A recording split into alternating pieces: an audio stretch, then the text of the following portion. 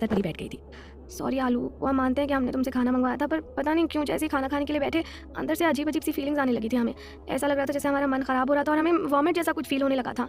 सोनम ने जानबूझ के आड़े तिरछे मुंह बनाते हुए कहा, हैं जेका गजब कर रही हो तुम मेरी राधा रानी, क्या तुम कोई गुड न्यूज़ दे हुए भाई हो? अंजलि अपने हाथों को अपने चेहरे को ढके हुए बैठी थी, जैसे उसे ये सब कहने में बहुत शर्म आ रही थी। कहा बोली तुम, कहा बोली तुम आलू की बच्ची? रुको, तुम्हें तो हम अबे बता रहे हैं कि तुम्हारे दिमाग में उलझुल ख्याल आज कहाँ से है? सोनम ने इतना कहकर अंजलि का कान पकड़कर खींच दिया था। आज छोड़ो मेरी राधा रानी, दुख रहा है मेरा कान। अंजलि ने मुंह बनाते हुए कहा, हरगिज़ नहीं। पहले बताओ आज के बाद इस तरह का मजाक करोगे हमारे साथ? सोनम ने अंजलि का कान पकड़े हुए ही बोला, अरे हाँ मेरी माँ, गलती हो गई मुझसे, पर अब तो छोड़ दे मेरी राधा रानी। सच में बहुत दुख रहा है, अब क्या कान उखाड़ कर मानेगी आज? अंजलि रिक्वेस्ट कर रही थी सोनम से, सच में हम ना तुम्हारा कान ही उखाड़ देंगे जो आज के बाद से अगर तुमने ऐसा कुछ भी कहा हमसे तो। सोनम उसका कान छोड़कर एक तरफ बैठ गई। अरे सॉरी यार, मैं तो बस यूं ही मजाक कर रही थी, अंजलि ने अपने कान को पकड़कर कहा। इट्स ओके आलू, सोनम ने भी उसकी तरफ मुस्कुराते हुए कहा। तो फिर चले, अंजलि ने बिस्तर से उठते हुए कहा। कहाँ? सोनम ने नासमझी से कहा। चाय पीने, अंजलि ने अपने बालों को सही करते हुए कहा। चाय का नाम सुनते एक बार फिर से सोनम के दिल की धड़कन बढ़ गई थी। पर आज उसे जाना था मिस्टर सड़ू के सामने। आखिर आज उनके खाना ना खाने की वजह भी तो कहीं ना कहीं वही थी। ना अमित उसे ढूंढते हुए रूम तक आता, और ना ही दोनों की बहसबाजी के चक्कर में लंच ब्रेक का टाइम ओवर हो जाता, और ना ही उसे भूखा रहना पड़ता। अरे अब चल भी, तू ना आजकल बहुत सोचने लग गई है, जब देखो तब किसी ना किसी सोच में डूबी मिल जाती है। चक्कर क्या है? डॉक्टरी छोड़कर फिलोसोफर बनना है क्या तुझे? अंजलि ने सोनम को टोकते हुए कहा।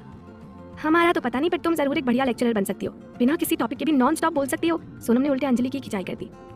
गलती हो गई महारी माता, जे इब अगर कहे तो फिर हम दोनों चाय पीने वास्ते अठे से चले, अंजलि ने नौटंकी करते हुए कहा। सोनम ने मुस्कुराते हुए उसके सर पर हल्के से हाथ मारते हुए कहा कि आलू तुम ना सच में बहुत बड़ी नौटंकी हो, अब चलो नहीं तो टाइम भी ओवर हो जाएगा। इतना कहती सोनम एकदम से अंजलि के आगे आगे चलने लगी और घबराहट में अपनी उंगली को अपने दुपट्टे में गोल गोल घुमाने लगी। कान्हा जी अब हम क्या करें? ये जल्दबाजी में हमारे मुंह से क्या निकल गया? कहीं आलू की बच्ची हमारी इस बात को पकड़ कर ना बैठ जाए। सोनम ने चलते चलते धीरे से एक तरफ देखा तो उसकी जान में जान आई। अंजलि कानों में लीड लगाकर गाने सुनते हुए सोनम के पीछे पीछे आ रही थी। इसका मतलब कि आलू ने कुछ नहीं सुना। कान्हा जी आज आपने हमें बचा लिया, आपका बहुत बहुत धन्यवाद। सोनम मनी मन कान्हा जी का धन्यवाद करते हुए कैफेटेरिया की तरफ चली गई। पीछे से आती हुई अंजलि के चेहरे पर एक शरारती मुस्कुराहट फैल गई थी सोनम की घबराहट को देखकर। सोनम को आज कुछ ज्यादा ही जल्दी थी कैफेटेरिया पहुंचने की। वो जल्दी मगर सधे कदमों से वहां पहुंच गई थी, पर उसकी हिम्मत अब भी नहीं हो रही थी कि वो अपने सामने नजर उठाकर देख सके। वो चुपचाप उसके सामने ही पड़ी एक खाली राउंड टेबल और चेयर्स के पास गई और उनमें से एक चेयर पर बैठ गई। ये क्या हो रहा है? हम इतना नर्वस फील क्यों कर रहे हैं? सोनम वहां बैठे बैठे सोची जा रही थी। तुम बैठो, तब तक मैं कुछ ऑर्डर करके आती हूँ, पीछे से आते हुए अंजलि ने कहा। सोनम खुद के ख्यालों में इतनी डूबी थी कि उसने अंजलि की बातों पर कोई खास ध्यान नहीं दिया और मशीनी अंदाज में अपने सर को हिला दिया। थोड़ी देर में अंजलि भी वहां आकर बैठ गई और इधर उधर देखते हुए बोली, सब लोग तो आ चुके हैं पर ये सर कहाँ रह गए? होंगे यहीं कहीं। अब सब तुम्हारी तरह फालतू तो होते नहीं है ना, किसी काम में बिजी होंगे। सोनम ने अंजलि को चढ़ाते हुए कहा। अच्छा जी, मुझे फालतू बोल रही हो? फॉर योर काइंड इन्फॉर्मेशन, मैं अभी अभी ड्यूटी करके आ रही हूँ, अंजलि ने नाक सिकोड़ कर कहा। हाँ ठीक है, पर सौरभ सर को तो हम दोनों की आज की ड्यूटी की समरी भी तो बनाकर रखनी होगी ना, और उस पर से हम तो दोपहर से गए ही नहीं थे ना वापस ड्यूटी पर, तो उन्हें वो भी तो सब देखना होगा ना। सोनम ने अंजलि को समझाया। यार यू आर राइट, पर फिर भी उन्हें अभी यहीं होना चाहिए। आखिर ये टी टाइम है और इसके बाद डिनर टाइम होने में काफ़ी देर है, तो अपनी समरी इसके बाद भी तो बना सकते हैं ना, अंजलि ने उदास होते हुए कहा। सोनम खुद तो अंजलि को समझा रही थी, पर वो अंदर ही अंदर खुद कितनी परेशान थी, वही बात किसी को बता भी नहीं सकती थी, आलू को भी नहीं। कहाँ है सर आप? सोनम मनी मन बुदबुदा रही थी। आपके ठीक पीछे। सोनम को ऐसा लगा जैसे किसी ने उसके कान में धीरे से यही बात फुसफुसाई है और वो अपने अगल बगल देखने लगी। अब सोनम को ऐसा लग रहा था कि उसका दिल बहुत जोरों से धड़कना शुरू हो गया था। वो बेचैनी से अपने दिल को संभाले हुए बस पीछे ही मुड़कर देखने वाली थी कि अचानक से सामने से आई आवाज़ ने उसे पहले तो चौंका दिया, और फिर जब उसने सामने की ओर नजर डाली तो उसके मलिन से पड़े चेहरे पर एक अलग ही निखार आ गया था और उसकी बेलौस दौड़ रही दिल की धड़कन एकदम से नॉर्मल हो गई थी। गुड इवनिंग सर, अंजलि अपनी जगह से उठते हुए बोली। बोलती भी क्यों नहीं, आखिर उसके सामने उसके कमांडिंग ऑफिसर और ऑब्जर्वेशन ऑफिसर दोनों ही खड़े हुए थे। सोनम जैसे अपनी जगह से उठने को हुई, सौरभ ने उससे ये कहकर बैठने के लिए बोल दिया कि आप बैठी रहिए मिस वशिष्ठ, इट्स ओके। दोनों जूनियर्स मुस्कुरा उठी थी। Good evening miss Wadhawan and miss Vashishtha, Amit ने अपने ग्लासेस अपनी शर्ट में आगे की तरफ लगाते हुए कहा। Well how are you miss Vashisht, Saurabh ने बैठते ही पूछ लिया। हम ठीक हैं सर, थैंक यू जो आपने हमें हाफ लीव दे दी थी, नहीं तो हमारे लिए बहुत मुश्किल हो जाता खुद को संभालना। सोनम ने अमित की तरफ एक नज़र देखते हुए सौरभ से कहा। ओह, तो आपने सौरभ को लीव के लिए बोल दिया था? फिर मुझे ये बात बताने में आपको क्या दिक्कत हो रही थी? अमित मनी मन सोचने लगा था सोनम की बात सुनकर। पर सर लीव लेने का फायदा तो तभी होता ना जब लीव लेकर आराम किया जाता, अंजलि तपाक से बोल पड़ी। आलू, सोनम ने धीरे से उसके हाथ को पकड़कर दबाते हुए कहा। क्या मतलब मिस वधावन, आप क्या कहना चाहती हैं? अमित के कान खड़े हो गए थे ये सुनकर। कहीं सोनम ने आज दोपहर के बारे में अंजलि को कुछ बता तो नहीं दिया था? बिना खाना खाए और बिना आराम के कौन सा सर दर्द बंद हो जाता है? अंजलि ने अपनी आंखों को छोटा करते हुए कहा। मतलब?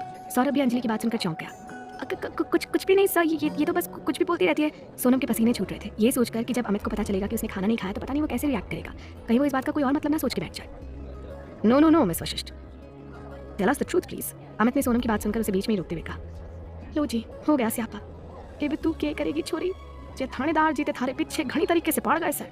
कोई खास बात नहीं थी सब, पर आप ही बताइए ना, जब आपके सर में दर्द होगा तो क्या भूखे ही रहेंगे? नहीं ना, अंजलि ने खुद ही सवाल किया और फिर खुद ही जवाब भी दे डाला। इस बीच अमित और सौरभ तो खूब इत्मीनान से उसे सुन रहे थे और सोनम, वो तो नजरें नीचे करके अपनी शिकायत होते हुए सुन रही थी, वो भी उनसे जिनकी अदालत में माफी की कोई जगह नहीं थी। मैं यही सोचकर इसके रूम पर खाना पैक करवा के ले गई थी और कहा भी ताकि खाना खा लेना, पर मैडम जी ने तो खाना खाना दूर उसे खोलकर भी नहीं देखा। अगर मुझे पता होता ना कि ये कुछ ऐसा करने वाली है तो इसे मैं खुद खाना खिलाकर जाती। अंजलि नॉन स्टॉप बोलती चली जा रही थी। इस बात से अनजान की सौरभ उसे इशारे में चुप रहने को बोल रहा था और अमित, वो तो चाय पीते हुए सोनम की झुकी हुई पलकों में ही डूबा जा रहा था। आप जरा मेरे साथ 2 मिनट के लिए आएंगे, एक जरूरी केस के ऊपर थोड़ा सा डिस्कशन करना है। सौरभ ने अपनी जगह से उठते हुए अंजलि से कहा। जी सर। अंजलि सौरभ के तेवर देखकर समझ गई थी कि अभी अभी उसने कोई बेवकूफ़ी की है जिसकी वजह से सौरभ का बोलने का ढंग बदल गया था। सौरभ वहाँ से उठकर चला गया और उसके पीछे पीछे अंजलि भी चुपचाप वहाँ से चली गई। अब उस टेबल के इर्द गिर्द सिर्फ वही दोनों बैठे हुए थे। एक छोर पर अमित जो कि चाय को बड़े आराम से सिप कर रहा था और दूसरे छोर पर नजरें समेटे सोनम बैठी हुई थी।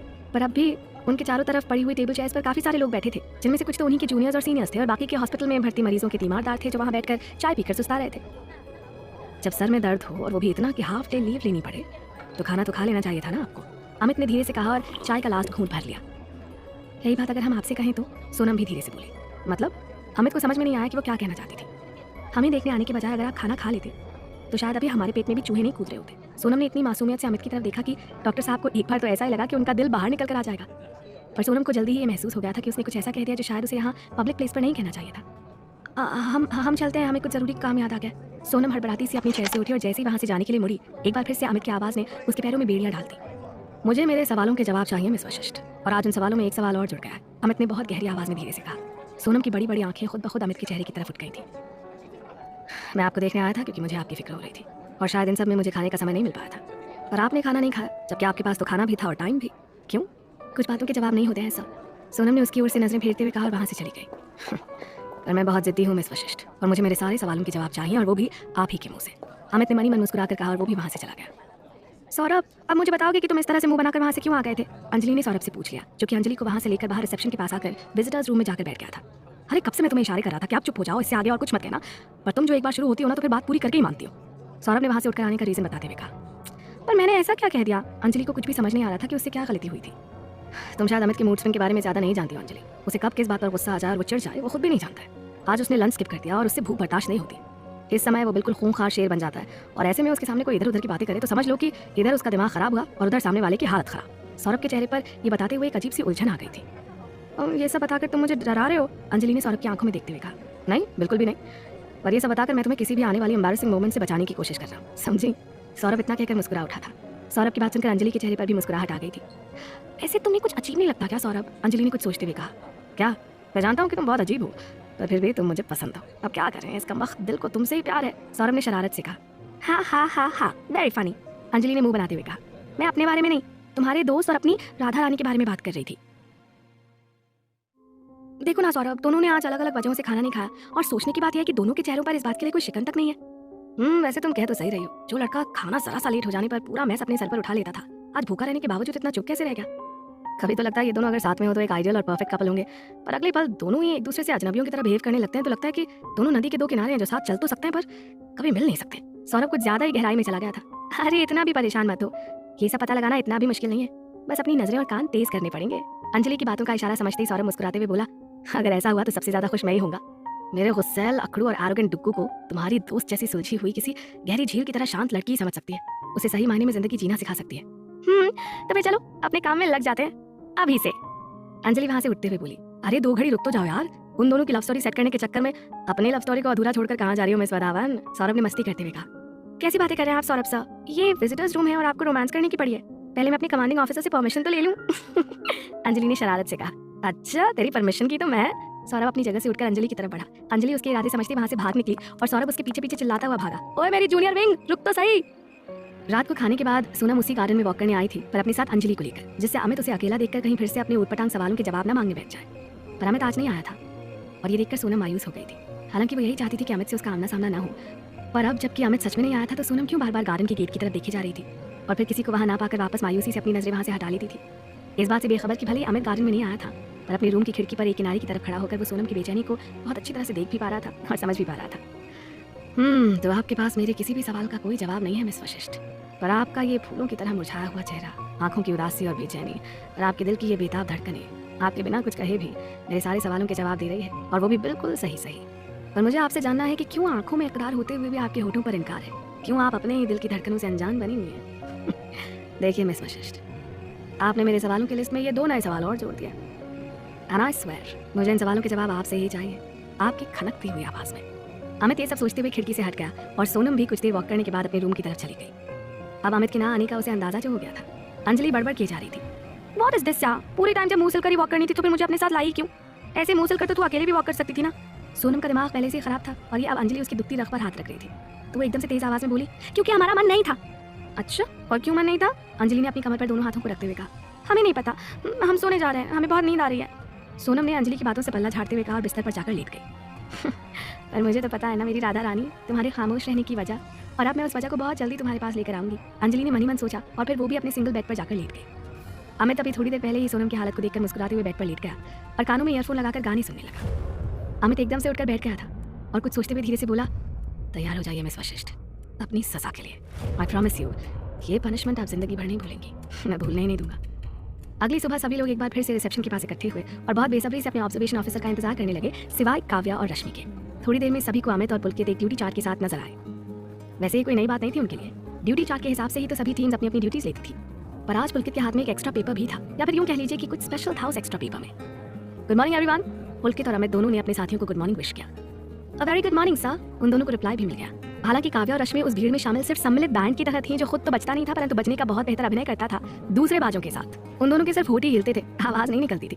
पर किसे पड़ी थी उन दोनों की आवाज सुनने की? आपको पड़ी है? नहीं ना? अरे तो फिर छोड़िए ना। तो पुलकित ने तीनों टीमों को आज की उनकी ड्यूटी बता दी थी और सभी टीम्स अपने कमांडिंग ऑफिसर के साथ वहां से बस निकलने वाली थी कि अमित की आवाज सुनकर वो सब अपनी अपनी जगह पर खड़े हो गए। I have a special announcement to make everyone. Amit ने पुलकित के हाथ से वो एक्स्ट्रा पेपर लेते हुए कहा। सब दिल थामे सांस रोके अमित की तरफ देख रहे थे और कहने की जरूरत नहीं है कि इस समय सबके कान हाथियों के कान बराबर हो गए थे। As all of you already know that we have a special case in the children's ward. Children's ward का नाम सुनते ही सौरभ एंड कंपनी के कान खड़े हो गए थे। आखिर पिछले कुछ दिनों से सौरभ अपनी टीम के साथ चिल्ड्रंस वार्ड में ही तो ड्यूटी कर रहा था। अरे अरे आप सब इतना हाइपर मत होइए। पुलकित ने जब सभी लोगों को परेशान होते हुए देखा तो वो हंसते हुए बोला, इट्स ऑल ओके। जी दैट्स राइट, पर ये जो अनाउंसमेंट है वो थोड़ी सी ज़रूरी है और आप सबका एक तरह से एक रियल टेस्ट भी है। अमित ने बहुत शांति से कहा। कुश पवार नाम का जो बच्चा पिछले 2 महीनों से चिल्ड्रंस वार्ड में एडमिट था, अब उसने रिस्पॉन्स करना शुरू कर दिया है और ये सब हमारे चिल्ड्रंस वार्ड में पिछले कई दिनों से लगी हुई कमांडिंग ऑफिसर सौरभ मेहरा की लेबोरियस टीम की वजह से पॉसिबल हुआ है। अमित और पुलकित की प्रशंसात्मक नजरें सौरभ और उनके जूनियर्स पर पड़ चुकी थी। सब लोग खुशी से झूम उठे थे ये खबर सुनकर। और मैं ऐसा नहीं कह रहा हूँ, ऐसा उस बच्चे को पिछले 2-3 महीने से अटेंड कर रहे यहाँ के चाइल्ड स्पेशलिस्ट डॉक्टर टंडन और उनकी टीम कह रही है। पुलकित ने खुश होकर कहा। ये बात सुनकर सोनम की आंखों में सबसे ज्यादा चमक महसूस की जा सकती थी। उसने ही तो सौरभ से कहकर अपना आधा टाइम कुश की देखभाल के लिए मुकर्रर करवाया था, पर उसकी मेहनत इतनी जल्दी रिजल्ट लाएगी ये उसने भी नहीं सोचा था। तो देखिए, अब यहाँ की अथॉरिटीज और अमित और मैंने हम दोनों ने ये तय किया है कि अब से कुश पवार की देखभाल और उनकी रेट ऑफ रिकवरी की मॉनिटरिंग ये सब हमारी जूनियर पर बहुत ही काबिल और होनहार कैप्टन डॉक्टर सोनम वशिष्ठ करेंगी और वो इस मामले में सीधे observation officer captain doctor Amit Raghuvanshi को रिपोर्ट करेंगी। पुलकित ने ये सब एक सांस में कह दिया और सब जूनियर्स और सीनियर्स सोनम के लिए चिया करने लगे, जिनमें सौरभ और अंजलि भी शामिल थे, जिनके बिना कुछ करे ही उन दोनों को एक साथ टाइम बिताने का मौका मिल रहा था। पर यह खबर सुनकर कोई तो बिल्कुल शॉक ही रह गया था। कौन? सोचिए सोचिए, अरे ये क्या हुआ, कैसे हुआ, कब हुआ? पुलकित